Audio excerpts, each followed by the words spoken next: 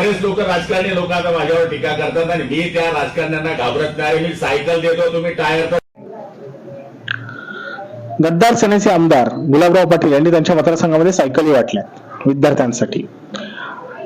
त्यांच्या मतदारसंघामध्ये आणि एकूणच ग्रामीण भागामध्ये एसटीच्या वेळा या कायमच मागे पुढे होतात. कधी कधी एसट्या उशिरा निघतात, कधी त्या रद्दच होतात आणि याचा सगळ्यात जास्त ताण हा विद्यार्थी वर्गावर पडतो आणि त्याच्यावर तोडगा म्हणून आम्ही सायकल वाटत आहोत असं गुलाबराव पाटील म्हटले.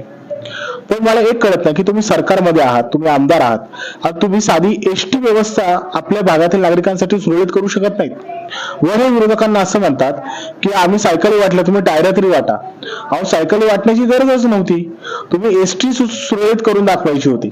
सायकल वाटल्या ही चांगली गोष्ट आहे, पण सायकल वाटल्या म्हणून तुम्ही मतं घेण्यासाठी लायक आहात असं होत नाही. कारण तुमचं मूळ काम आहे जनतेला हव्या असणाऱ्या सुविधा ह्या त्यांना योग्य वेळी योग्य त्या पद्धतीने मिळायला पाहिजेत.